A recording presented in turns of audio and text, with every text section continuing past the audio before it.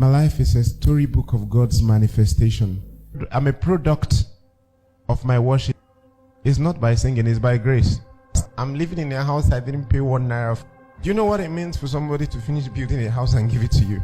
You know, and sometimes, every time I come out of my house, I look around, I ask myself, how old are you? Because I know that it's not by singing. And so I feel like it's time to even let people know the secret behind the glory they celebrate. My first album, The Definition, when that album came out, you know, Love World Records helped me to produce that album. And the first night, we sold 100,000 copies at Night of Bliss. Now, that was a lot of money. And then I was still climbing bike. And we didn't know it was going to sell that much. Then we had another program, Night of Bliss. It was all sold. And they called me. They said, we made money from your CD. We would like to give you 1 million. Eh? I thought, 1 million? That's a lot. So I called my mom. God bless my mother. My mom took me to church every day of my life. Scripture Union. SU, yeah. And she said, you know it's your first fruit. Leave it for them. And I thought, 1 million naira. And she that is telling me leave it for them, she didn't have 1 naira. I mean, me and my mom, we hawked together in Enugu. I will hawk this direction, she will hawk that direction. So she would have thought that, you know, this is a breakthrough, 1 million, God. And she said I should, you know, leave it for them. It's my first fruit. Well, I didn't have a choice but to obey her. So I told them, no, I don't want. Are you sure? I said, I don't want. Maybe from the next one. Do you know what God did? Now they took me to South Africa to shoot my first video.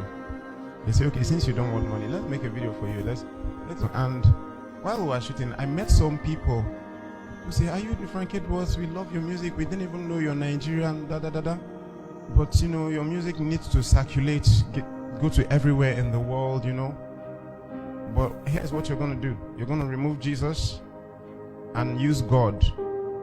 It sounds the same. Nobody will know, because for your music to circulate, people that the name Jesus offends need to be your fans too. So but by the time you use God, they won't find it offensive, so you will be able to circulate your music. And when I saw the offer, and I thought, Jesus, God, the same thing is not much different. Nobody will know. You know, God spoke to me and said, see, if you do this, you will not last. If you don't, whatever they promise you, I'll double it for you. So again, I let it go. I mean, I let the offer go. Even my then manager thought I made a mistake. You know, managers always want more money. So he thought I made a mistake, but I made my decision. So I let it go. I came back. And then God began to do his thing. I released my second album. Someone from nowhere said, someone is trying to reach you there. She's looking. In fact, when she started looking for me, she sent all her staff. If you don't find Frank Edwards, don't come to work. They came to my church, speak to some of my pastors. My pastors called me. Someone is looking for you. They gave her my number. She called me. And then she said, I've been listening to your music. And, you know, as I listen, God keep pushing me to do something for you. Do you want to come and see me in my office? I know you are big. I say, me? Big? Send the address first. Yeah. You know, she called all her staff, you know, members, took pictures with me. And then she said, nothing. I just want to bless you. I just want to bless you like God placed in my heart. And then she gave me an envelope. I said, thank you. You know, it looked big. It was on my way home that I opened the envelope.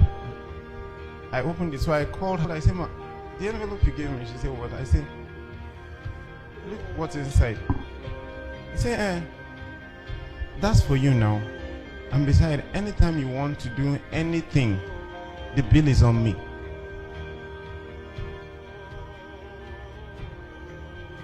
Okay, then now I have $10,000. I didn't do anything for you. I didn't sing nothing. I said thank you. I went home. I removed my tithe and my seed. That's very important as well. The upper week, they say someone is looking for you. I gave the person my number. I played your music, it blesses so much, and God places in my heart to bless you. Can you come to my house? I went there, the same story. You know, God does not make empty promises, and He knows how to cause the chain reaction. You know, then the upper week, this other woman called me. Where do you live? I said, I live in Allen. I mean, then I already have a good home and I'm very comfortable. And then she said, Ikeja is noisy. How do you create your music in that noisy environment? She said, would you like to move to VGC? And then, you know, the first thing I did was calculate how much a plot of land is in VGC, even. That's if you find. So when I make the calculation, and that's why I said, I'd love to, but now I have other things I'm working on that I need to do with money. So this is not. And she said, okay, when will you like to move? So I said, I'll work on it. You know, I was thinking I would pay for it. And the next thing, I saw trucks in my house. Trucks. As I say, what would you like to take out of this house, or what would you like to live here? So as I talk to you, I didn't lose the other place. I have the two. I say, what would you like to take out here? I said, I'll take. You want me to move? I will take everything. He said, no, just the things you will need, because the other place is already furnished. When I mean furnished, ask my manager. He knows my house. I live like a king, and that was what God promised me, and I kept my own part of the deal. I did not disobey. When I met them, all I wanted to do is to take pictures with him. You know, like you see a big superstar, I rush with my phone and say, good afternoon. I didn't even know whether to say afternoon or evening. Can I take pictures with you? And he said, okay. And he gave someone the phone, and he put his hand on my shoulder. I was waiting for the picture, and he looked at my face. And he said, Frank Edwards. I'm like, hey, you know my name. And then he said, wait. I said, anytime I see you, I must tell you this. So he brought his phone. I said, look at, all these are your songs. And he began to play my songs for me. I'm like, what's going on? And I said, anytime I see you, we must do something together. So it was not even my suggestion. It was not my suggestion. I did not beg for it. If you ask me to even beg for it, I don't know how to reach Domwen. I don't have his number. I don't know how to write. I don't know. But you see, God keeps to his promises. And then I'm saying to him, okay, sir. He said, we'll record together. I say, sir, if you invite me so that I can go to the embassy, I don't have a visa. And he said, I thought you have a studio. I said, yes. He said, I will come to your house. I thought it was a joke. The day he promised, he came. And he was with me from 8 a.m. to 9 p.m. He didn't rush. I just didn't understand what was going on.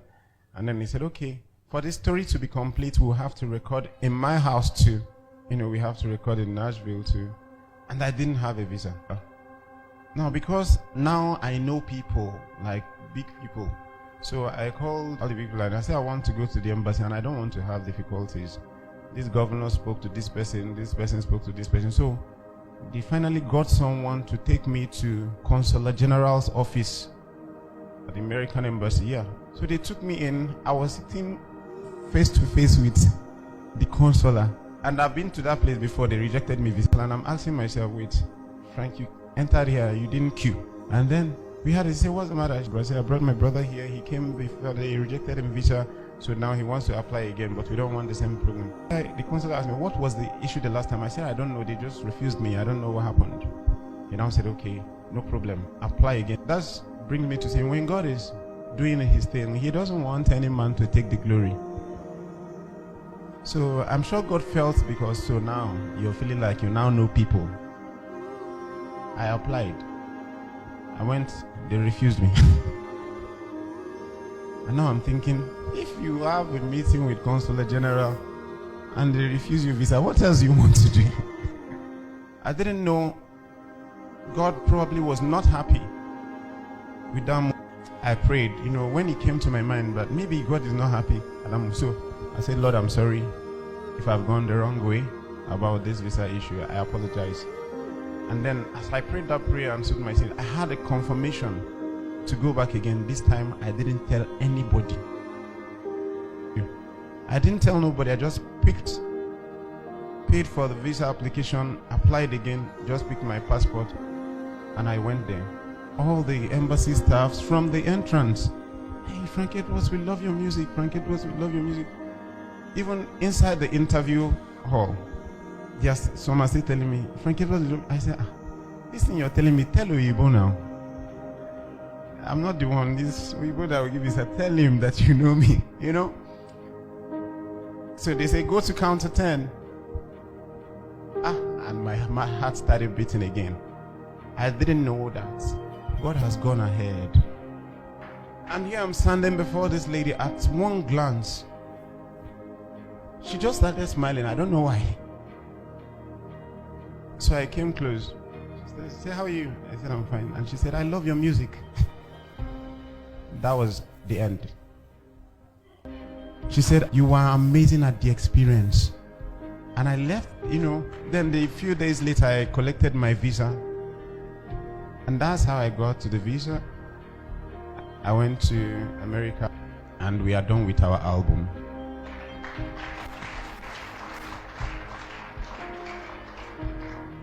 You will hear the men speak Igbo for the first time. Yeah.